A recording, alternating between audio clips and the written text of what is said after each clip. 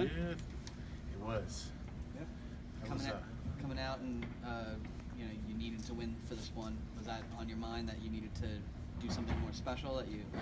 Were you just 3 points and let's get it over with? No, I knew more than likely I needed to finish, but sometimes you swing as hard as you can, and sometimes they don't go down. So it is what it is. I'm blessed to get the W, and we'll see where the cards fall. So where's your mind at now, knowing that you have to watch the remainder of the fights tonight, or the one fight specifically, to see what happens? And my mind is hopeful for me, but in the same aspect, I'm happy for anyone who gets in. So that's I am who I am. First round, you seemed to have a lot of pressure on you. Second, third round, you kind of got away from the cage, had more pressure on him. What did you change inside the fight, like in between rounds? What was the game plan after that? I felt comfortable with him on me. I knew I was losing the round, but in the same aspect, I knew those short little left hook / uppercuts were doing some good damage on him, and I knew the knees I was landing into the body. I thought his cardio would be suspect, so I didn't feel threatened at all with him taking me down. So I figured, hey, plug away. Let's wear on his gas tank a little bit and see how he comes out in the second round. I know you said you were blessed to get the win, but does the point system, did that change anything coming into this as far as your game planning or approach to the fight? Just win, I think that's the key, but definitely with two spots that are wide open and two others that, two other guys have 3 points too, so it's, I'll say I definitely needed a finish, but sometimes all you can do is all you can do. On another topic, we saw Ivanov make his debut in the UFC recently. Did you catch that? Did you have any thoughts on it? Man, I watched for sure. It's I became friends pretty much like all my opponents after the fight, and I was pulling for him for sure.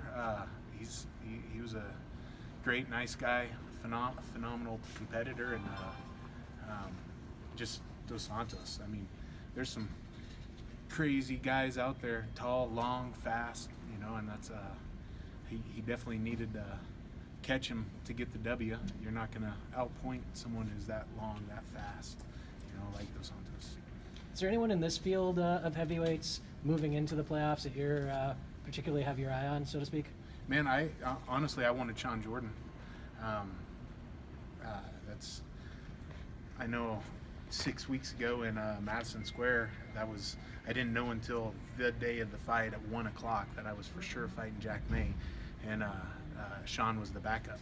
So I was hoping for Sean. I think for me, I always want to fight the guys with the names. I want to fight the top guys, and I felt, especially looking at the roster, I mean, from Jared Rochold to Sean Jordan, I thought those are the guys with the most experience. Those are the guys that have proven themselves, at the highest level. And it's like, I wanted that fight. So. Was Sean a guy that you were friendly with coming into this? Oh, hands down, absolutely. Yeah. I even went to the grocery store for him, got him some groceries. What's that experience like to fight a guy that you are so friendly with? I think it's like all my. What you see is what you get with me. I don't proclaim to be the best in the world. I like to love to compete and just go out and do the best that I can. So I'm just me. If the fights later tonight, the fight doesn't go the way to help you out, then it puts you out of it. Do you have any regrets about how this format works and maybe doing this? Not at all, man. That's the beauty about this. I think the PFL is I'm just grateful for them, and I'm not saying that just because I'm fighting for them right now. Someone asked me, "Oh, would you like to go back to the UFC?" And it's like, no.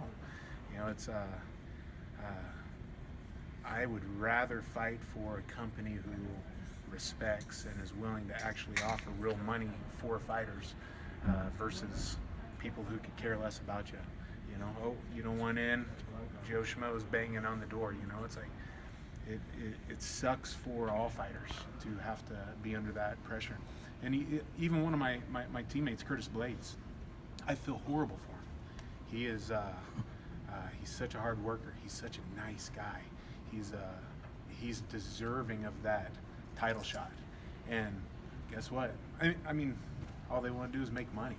You know, it's like that's a slap in the face to him. A guy who's clean, a guy who works hard to get where he is. And it's like, dude, come on. You know, it's I don't know.